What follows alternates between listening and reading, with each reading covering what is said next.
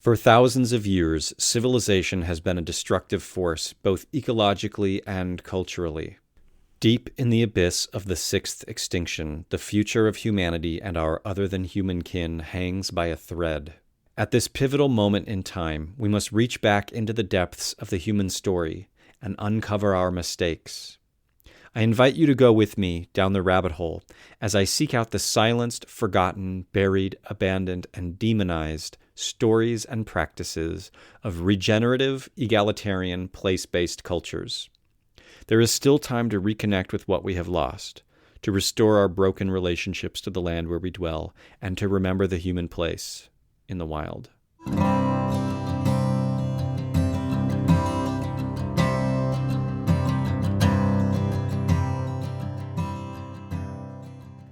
Hello, and welcome to the Rewilding Podcast. I'm your host, Peter Michael Bauer.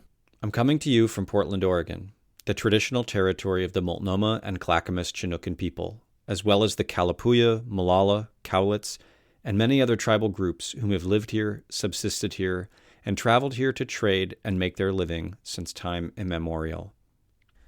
In this episode, I'm going to be answering questions from my patrons. So if you are a patron or want to become a patron, you can ask me a question that goes into the patron prompts queue, and I will answer it here on a podcast. So if you have some burning question you want to ask or a topic you want me to cover, you can throw it out there as a patron, and it will eventually end up here on the podcast. And I'll be able to talk about kind of any of those things through the lens of rewilding. So yeah, you can become a patron for as little as $1 a month. And I'm just going to go ahead and jump into it. So I've got a few questions I want to try to answer today. The first one, I'm just going to read the questions first, and then you'll get an idea, and then I'll start answering them one by one. First question, can a wild world meet the needs of 7.5 plus billion human beings?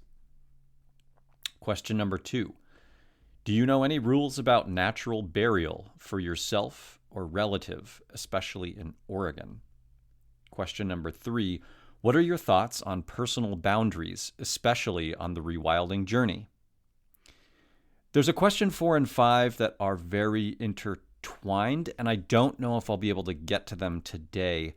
I feel like there's a bigger, deeper a whole podcast, maybe including some interviews with other people around these topics. But I'm going to read them off anyway, just in case we get to them and in case I do end up talking a little bit about that today. But they're definitely topics that need to go a lot deeper. So the questions are, number 4, what are your thoughts on ableism and the way we can show up for and support differently abled bodies as we rewild, both before collapse and after? And the second, 5th question, but almost second part of that, how can rewilding help people with limited physical, mental, energy, ability deal with the impending climate crisis, etc.? You could see how those are interrelated in terms of, our physicality and mental status, in terms of how we're able to interact with the world and with our culture, and how everybody's got a different place in that. So I'm going to try to come back to that. I'll circle around. I don't know if I'll get to too much of that, but I do want to try. And like I said, it's a deeper topic that I'm probably going to be reaching out to a few folks to chat with, just kind of in general, as this podcast moves along. So I'm going to start with that first question. Can a wild world meet the needs of 7.5 billion human beings? So I want to deconstruct this question because there's no easy answer, but there's also some premises or whatever within the question itself that need to be considered. Can a wild world meet the needs of 7.5 billion human beings? So let's first talk about wild world. What is a wild world? Are they talking about non-grain-based agricultural monocrops? I mean, to basically answer this question in a generic sense, I don't know. Can the world meet the needs? But let's talk about, what wildness is, what a wild world would be, What are the needs of 7.5 billion human beings? And then also, does this question really matter? Do we actually have any control one way or the other? Or is our attempt at exerting control the problem to begin with? I guess is another way of framing that. Can 7.5 billion people immediately walk away from civilization right now and live as immediate return hunter-gatherers in the landscape? Absolutely not. That's not possible. I think, part of the equation here is that there is no solution in my mind that will make the transition easy, because we've created an artificially inflated population, artificially in the sense of, whatever carrying capacity might be. And here's the thing about that term, carrying capacity. Carrying capacity is generally thought of as this idea of how many people can live sustainably in a place. And if you exceed those limits, you're beyond the carrying capacity, the capacity with which the land can carry a population.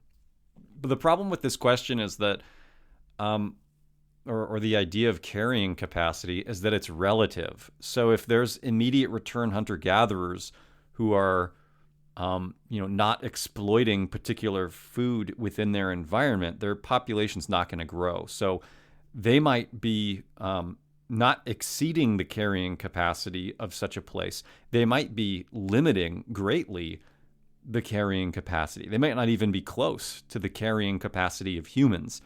So the idea of, if this makes sense, the idea of carrying capacity tends to be like maximizing human populations within an environment.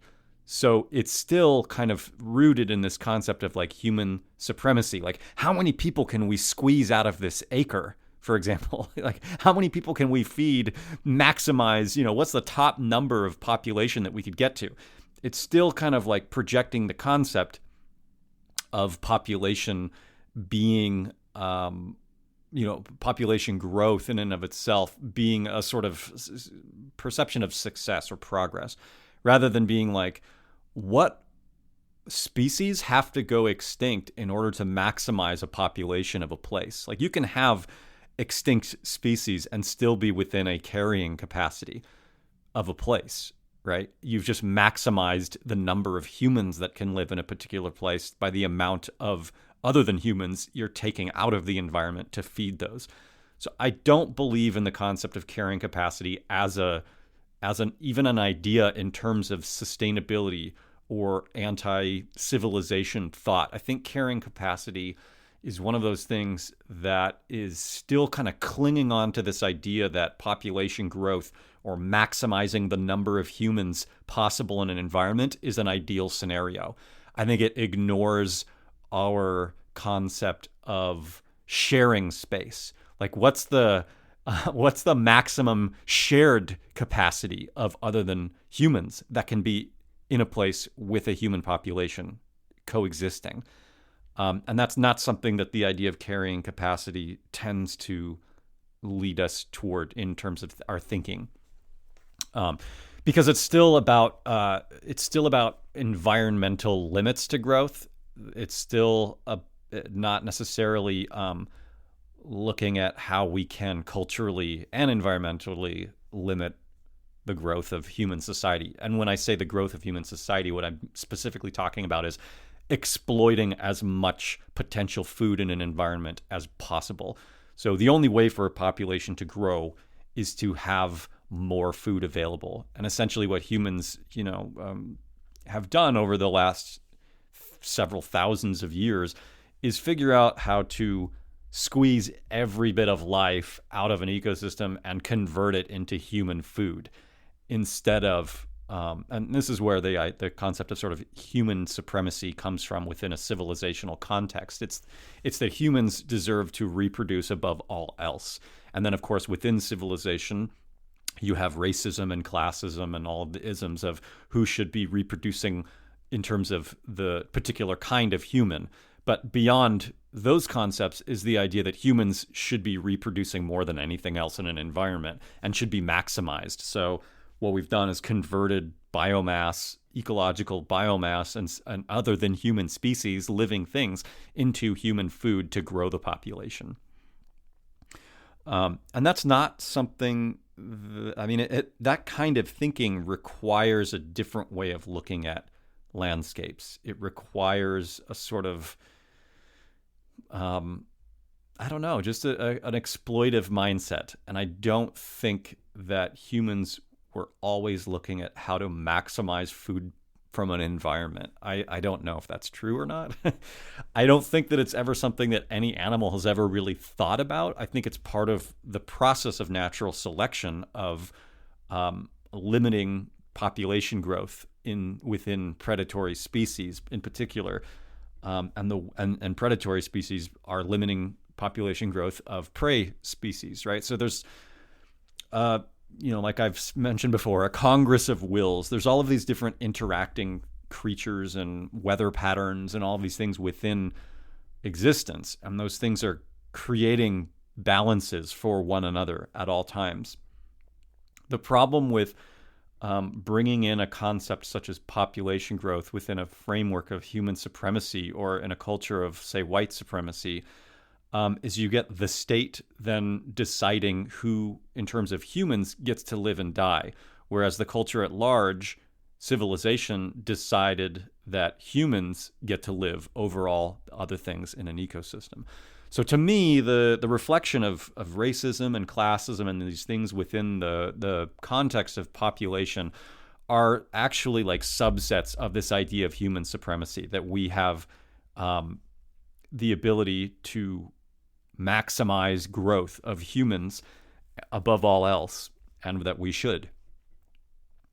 So that kind of element is important to recognize when we think about reproductive justice. So when we reframe, the sort of racist elements of population growth, and instead we look at it as reproductive justice for the humans whose populations have been murdered by white supremacy, for example, like non-white people. Where's their reproductive justice when we're talking about population growth considerations? Where's the reproductive justice for people who have been already murdered by civilization? But then if we look at, and by white supremacist civilization, which wasn't always the case, but there's always been prejudices of people in power that have worked towards specific kinds of populations and maintaining and controlling those populations and the way that they grow. So for people to assume that there's no such thing as population growth already being enacted, population, what am I trying to say? Laws against population growth or policy or these things, that already exists. There's already injustice in terms of population control within the state. It's already happening, whether it's visible or invisible or made invisible. And that's fucked up, right? That's one of the extensions of one of the most disgusting aspects of civilization is its population control. But if you look at it as a whole, what about the reproductive justice for the other than humans that are going extinct en masse because civilization prioritizes the growth of human bodies in population and number over the intact ecosystems, over the ability to be fit into an environment rather than dominate the environment for the purpose of growing more human bodies? It just doesn't make any sense. So all of this stuff in that case, we have to look at as reproductive justice, not just for the weird population control methods civilizations in the states already enact on people of color, for example, but where's the reproductive justice for all of the other species that exist in the world? And so this question, can a wild world meet the needs of 7.5 billion human beings? I don't want it to, personally, because 7.5 billion human beings means a hell of a lot less other than human beings who are important to the overall ecology and stability of the planet. So if I don't want that to happen, and I believe that there will be, so there's a difference too between understanding population control as a form of reduction by the state, or population reduction based on essentially a vision change within individuals collectively, that is not something that is state mandated, but has to do with perception and worldview and making space for the reproductive justice of other than human beings.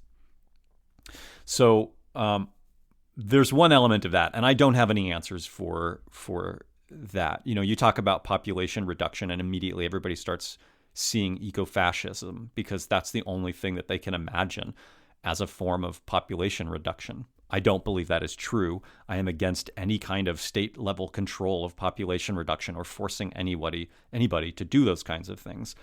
The other element here is that there will be a reduction in the population. The carrying capacity, quote unquote, has been far exceeded even for the level that we exist today.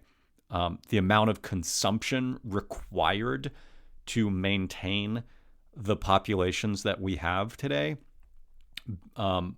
it will be diminished greatly in the coming years. So there will be a population decline. Now the question is, how will that decline be?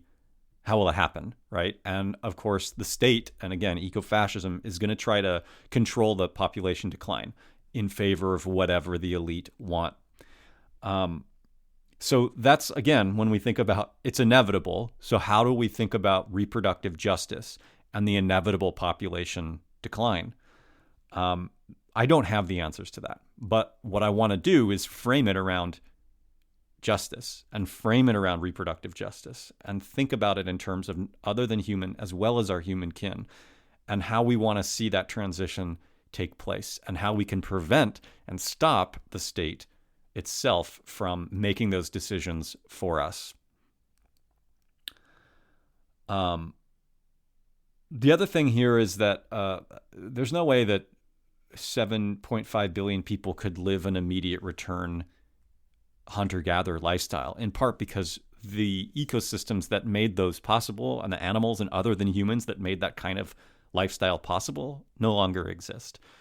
And so in part here, when we talk about rewilding, people tend to think it means walking away from all of the current cultural systems that we have and like running away to the forest or something. But it's not that. It is a transition and a reversal or just a change in direction altogether, but leveraging the systems that we have in place. It would be terrible, for example, to walk away from all the animals that have been domesticated and live in, say, factory farms today, and just walk away from all of that and ignore that relationship ever happened. To me, rewilding doesn't just involve rewilding people. It also involves rewilding all the animals that have been domesticated over the last few thousand years, because it's our fault, essentially. It's civilization's fault, not humanity, but civilization's fault that these animals have become less resilient and less adapted to living in wild landscapes and less adapted to being within the Congress of wills of other than humans.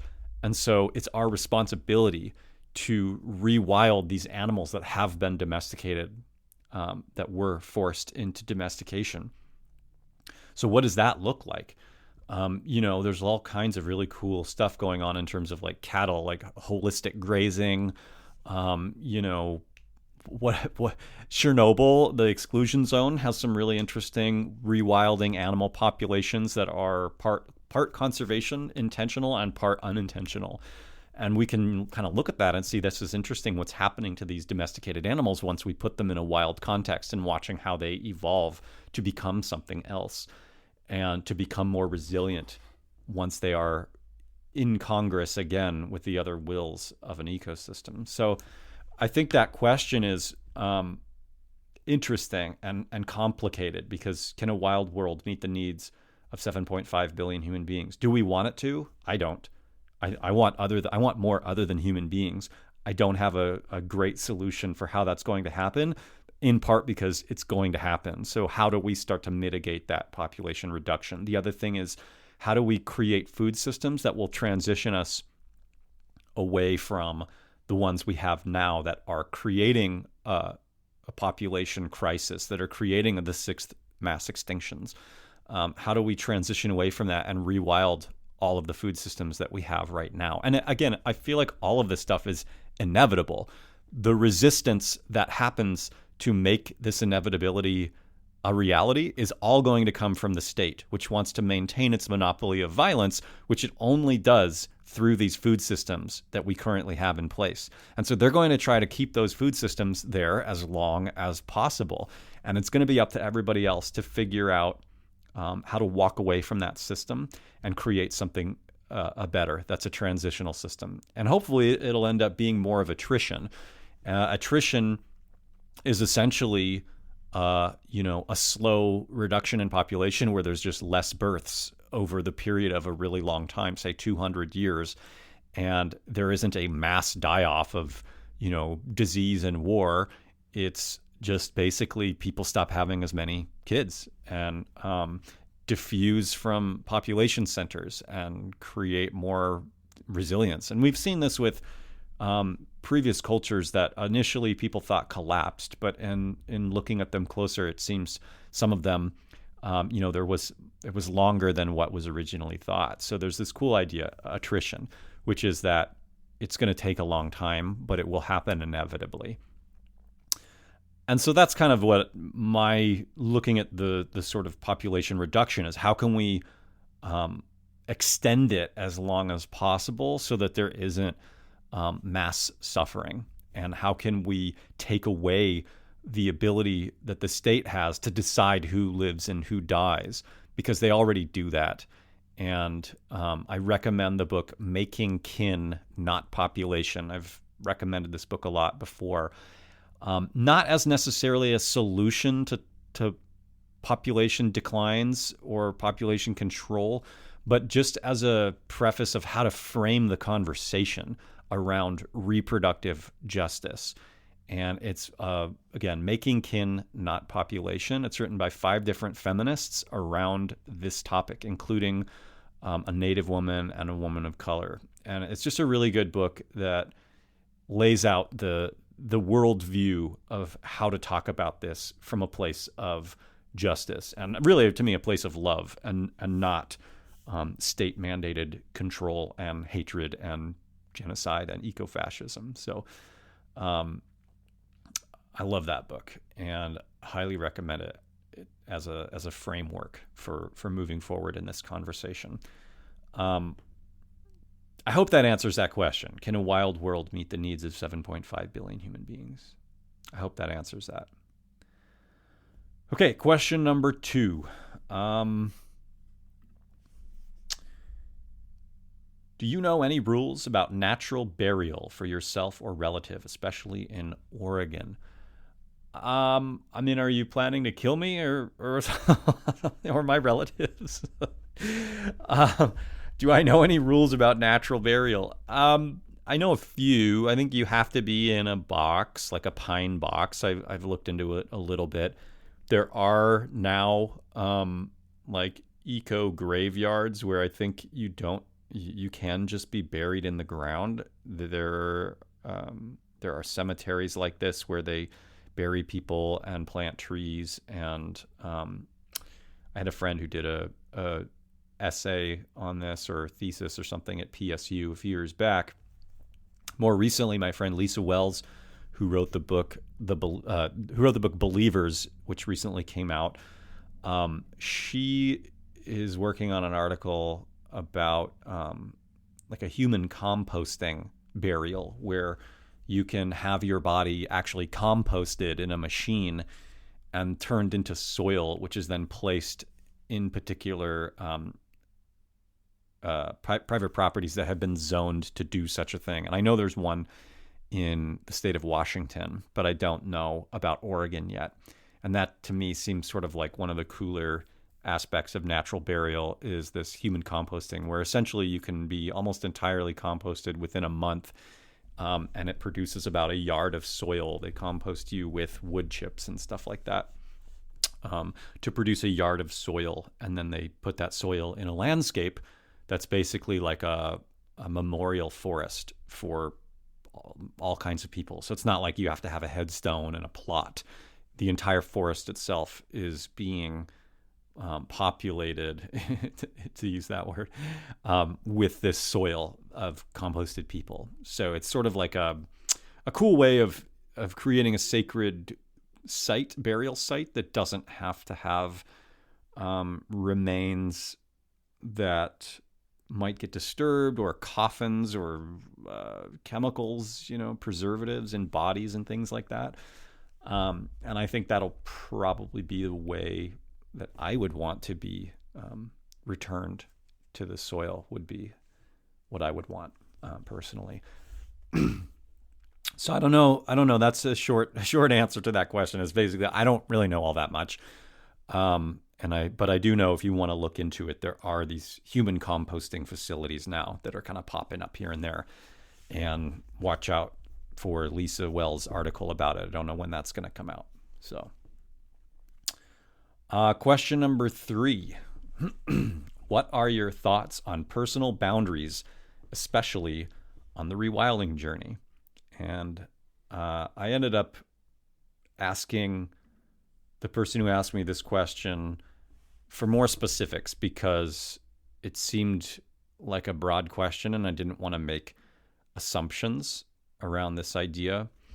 So I'm going to read off our back and forth here. And this was Michaela. And I just want to do this because you always got to specify, what are boundaries? So I said, what do you mean? And Michaela said, setting them up, if it is okay as a rewilder, etc., just wrestling with it. I know wolves have boundaries and badgers differently do. But us humans, as we rewild, as humans, how does that look like? And I said, how do you define boundaries? And she said, setting limits, not letting others use one as a doormat, requesting respect for boundaries, basically. So my interpretation of this is, you see kind of like this in certain subcultures around wildness or anarchy, you can tend to get people who don't respect other people's boundaries because they believe that any kind of authority or boundary is against their will or whatever, right? So this is just kind of an absurd idea to me. And I feel like there's a level of entitlement and privilege, and also just sort of dominating personalities that want to be or place themselves in environments where they can break other people's boundaries. So yes, I think that absolutely there are boundaries, especially in rewilding. If you walk in front of a yellow jacket's beeline, they will sting you. They're letting you know their boundaries. This is something that we educate children with when we are working in the forest. Every animal, every plant has its own boundaries. And we ask kids to think about their boundaries. Like every body, every person has a different set of boundaries. And so where is that boundary for you? Everybody's going to be different. And so we're going to have to figure out what our boundaries are and communicate those to others, and then listen to others communicating their boundaries to us and follow through with that. So, for example, yellow jackets, you get too close, they sting you.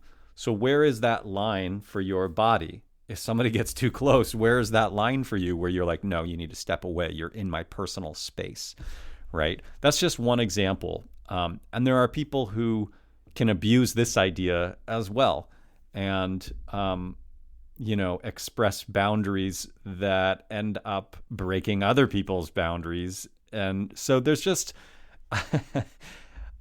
you have to communicate. You have to be willing to break it down and talk to people about it. And I absolutely believe in this as a steadfast community organizer. I have a lot of boundaries, and I have a lot of experience holding those boundaries, regardless of the backlash that I've received from those who don't like it. They don't like to be told no. And And so you kind of have to just be willing to be a be a wall. When you start setting boundaries and certain people don't like it, they might attack those boundaries. And that's just, par for the course of being an animal. I think there's a deeper layer there of figuring out who's willing to play with the Congress of wills instead of exerting their will over other people. And at the same time, there's a level of protection that's involved, right? So a mother bear, one of the 2 times that black bears generally attack, if they're surprised or if you get between them and their cubs. Like, those are 2 pretty obvious boundaries, right? Like, a bear is surprised, they're in a fight response, right?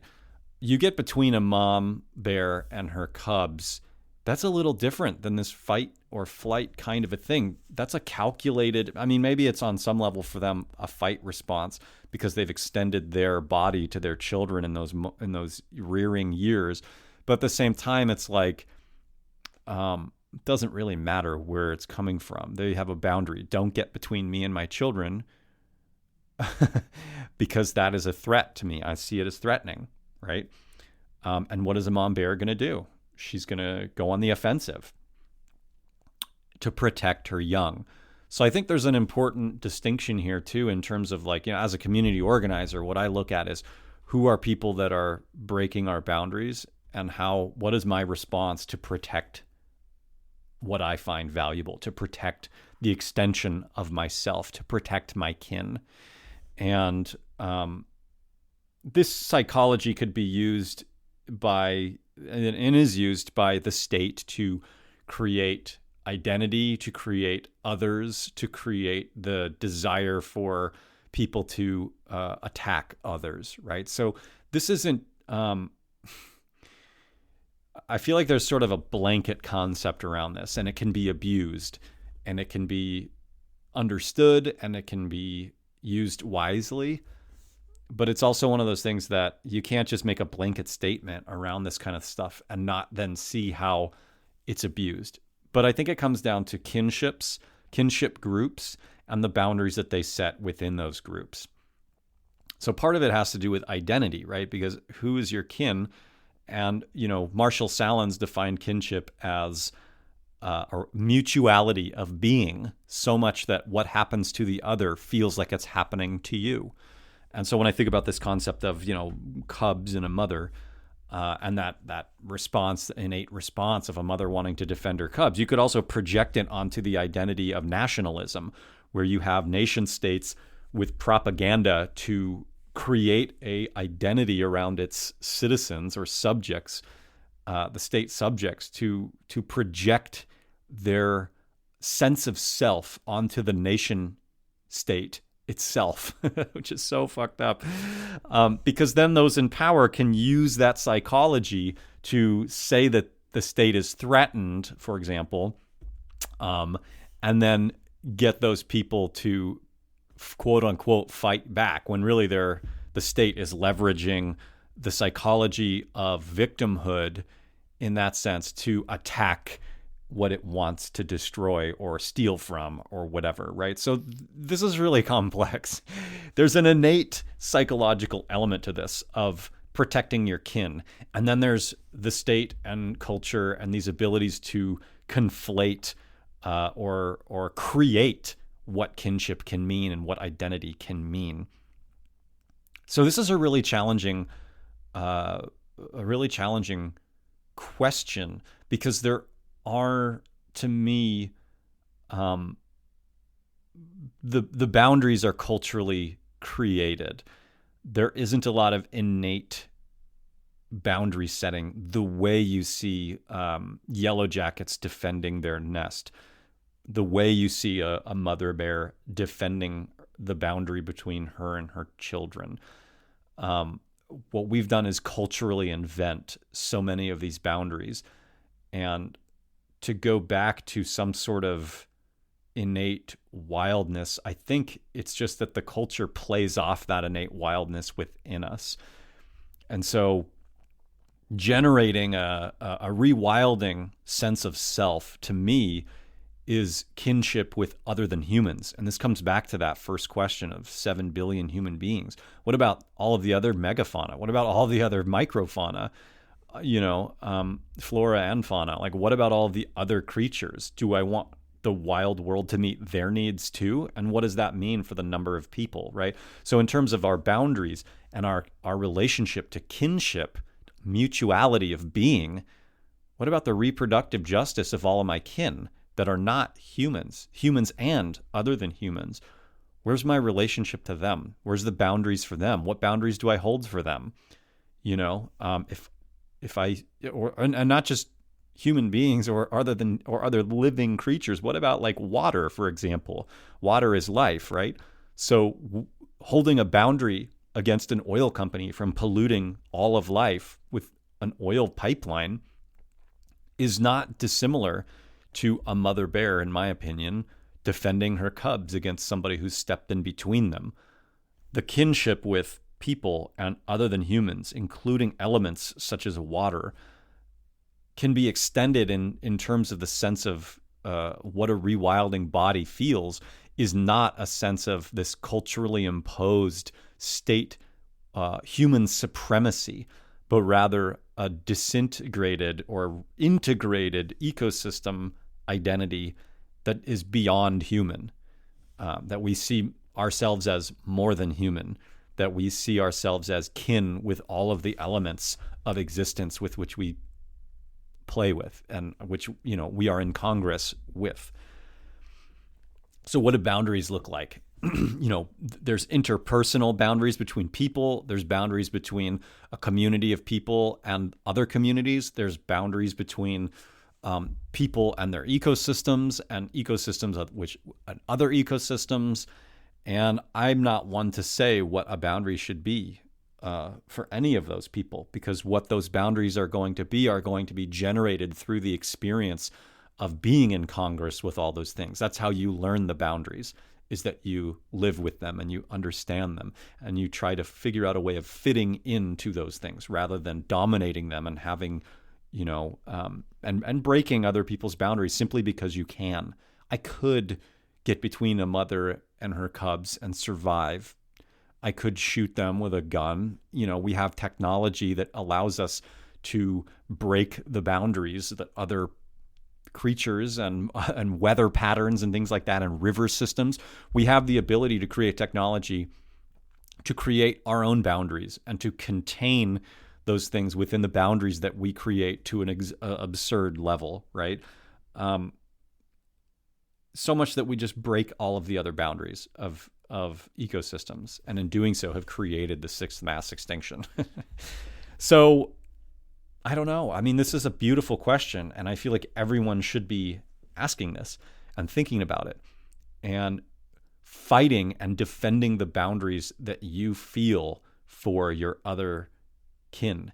And I would just say that when you develop an identity and boundaries around those identities and your kinships and identities of kinship, that just be wary of whether they're culturally imposed on you, or whether they're innately coming from the direct experience that you're having within the Congress of Wills that you're experiencing in your ecosystem. I'm just trying to think if there's anything other than that. It's okay to say no. It's okay to kick people out of a group because of their behavior. It's okay to do transformative justice. It's okay to accept somebody back in after they've broken the boundaries, right? Like, there's so much potential for feeling out those boundaries. And that's really where I think kinship lies, is in discovering the interplay of boundaries between all things and recognizing where those boundaries intersect, overweave, and are hard and fast. So that's all I can really think to say about that without any other further questions. If you have any other ideas around that or want to ask for clarity, You can do so on the Patron prompts prompt. I'm going to check time real quick here and see where we're at. Looks like we are at 40 minutes about. So I think I'm going to basically, let's re-ask those other two questions that I want to do a whole focused podcast on, but I want to just look at them for a minute. So the next two were, what are your thoughts on ableism and the way we can show up for and support differently abled bodies as we rewild, both before collapse and after? And then the second half of that is, how can rewilding help people with limited physical, mental energy ability dealing with the impending climate crisis? Gosh, there's just so much to examine here and look at.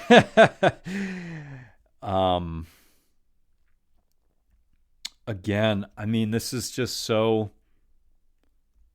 specific. The challenge with concepts like ableism is that it's too broad to have an answer for. There are a million ways of being differently abled. And so there's no way to answer this question because it would apply specifically to each different individual and their abilities and each individual's community and their resources. So I want to come back to this and really give this what it deserves. And I just want people out there listening now to kind of be thinking about these questions too. I think the problem with how people perceive of differently abled bodies in terms of this idea of like survival is that they will not survive a collapse, or that a lot of people's bodies are reliant upon modern medicine and that they will die without the assistance of medications or services that are currently provided by the systems. And there's a sort of eco-fascist notion bound to that of letting the weak die. And by weak, I'm saying that's a projection onto many of these people with differently abled bodies, and not a reality in terms of their abilities to work within a collective system that is regenerative and just and serves the members of its community equitably. I think that is a projection.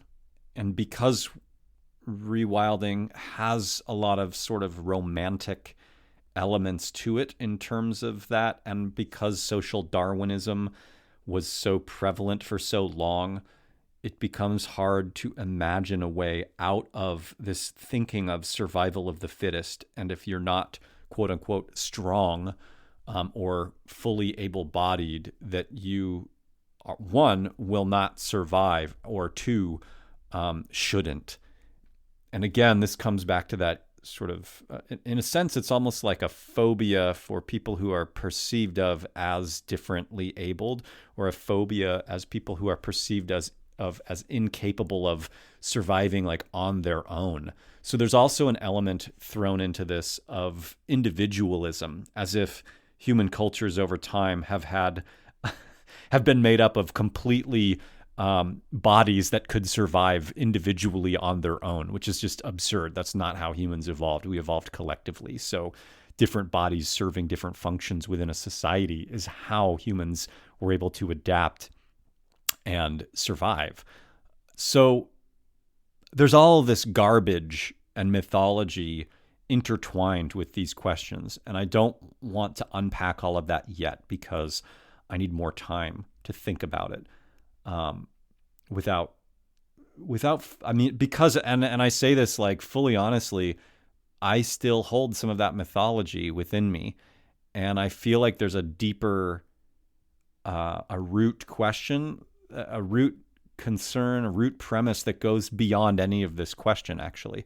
I feel like there's a way of, I feel like even the concept of ableism itself, of discrimination against people with differently abled bodies, I feel like that in and of itself has a deeper layer that is yet to be uncovered.